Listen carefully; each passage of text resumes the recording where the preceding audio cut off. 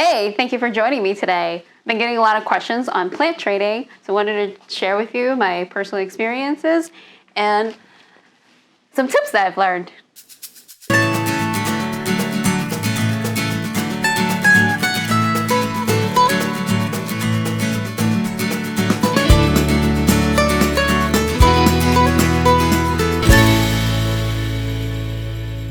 Welcome back to another episode of Botanical Woman. And what kind of mail is the best mail? Plant mail. These are all the plant babies that I got over here. I got 1, 2, 3, 4, 5, 6, 7, 8, 9, 10. And I just got 2 more. Yay! Let's open them up and see what's inside. Feels a bit wet. There's a card. Ooh, the card is also wet.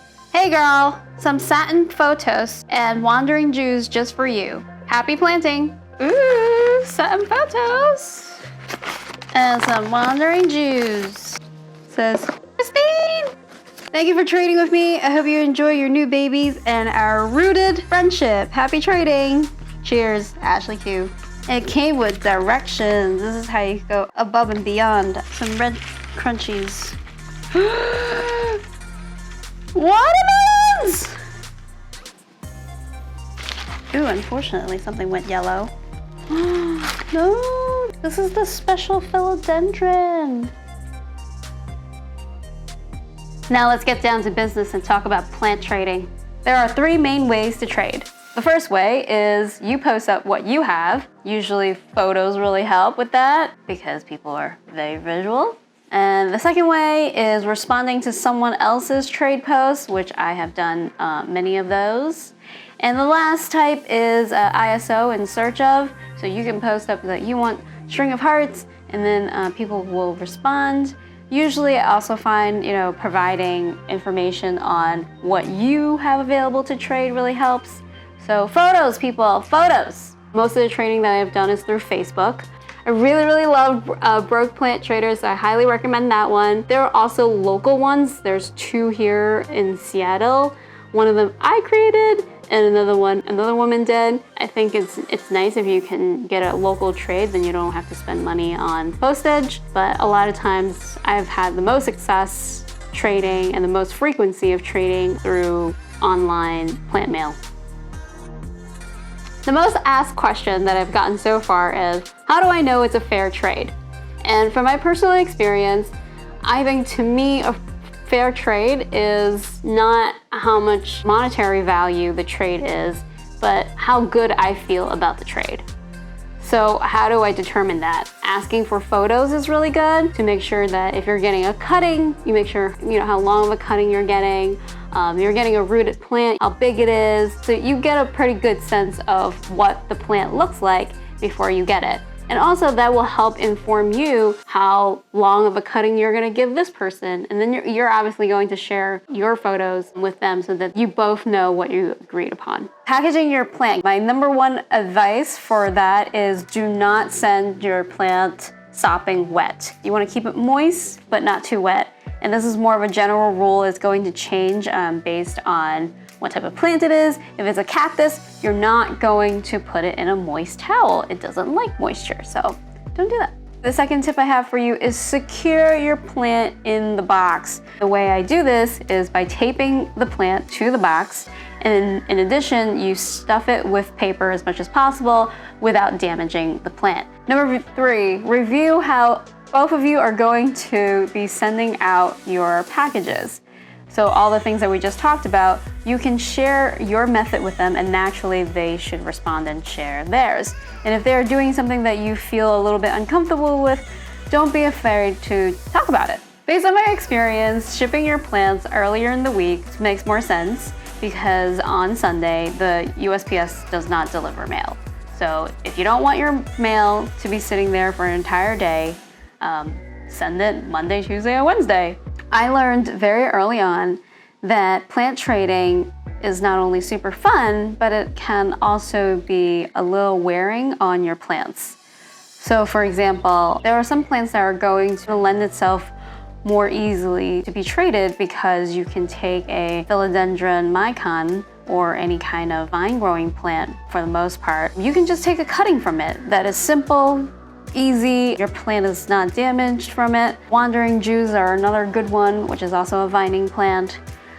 So they lend themselves to trading very easily. I also traded my begonia.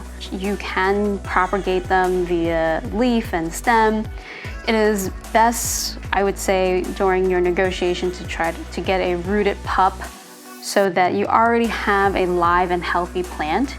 But as the owner of the begonia, I had to separate the roots from my mother plant, and that was a little bit damaging. Obviously, you're supposed to be careful and not damage the root systems of either the pup or the mother plant, but regardless, when you're doing it, it's going to happen. So I would definitely think about when in the season you are doing this, when are you doing a division of your plant, and whether or not your plant will have enough time to recover from said damage. So far to date, I've only traded small, compact plants that can fit in a small box. I have not thought about trading a plant such as the Monstera deliciosa because it's usually over 2 feet tall, and that means I have to put it in a much bigger box. It's gonna cost me a lot more postage to send it across. And we talk about whether or not it's a fair trade. So you wanna think about that. And last but not least, think about the climate. When it's really, really hot in August, what is going to be the survival rate of your wandering Jew? Like, is it going to melt in the box? There are chances that that might happen. So as we progress into the summer, think about that. Or in the winter when it's freezing cold, do you really want to be sending plant mail during those times of year? So I'm gonna be really honest here. Plant trading is not for the faint of heart because things happen to the mail, whether it's because the sender didn't package it properly, or because the mailman decided to play football with your package, or it got crushed. All sorts of things will happen. One of my plants made a short detour from San Diego to New York, back to Seattle. Here is a prime example of what I mean. I got this beauty from plant trading with a guy who I believe lives in Virginia. It was beautiful. We'll post some photos of what it looked like before this happened to it. Here's another one. This was one of my first plant mails. It is looking gorgeous now, but I could tell you that more than 50% of this died. Not to scare you away, but plant trading is also awesome.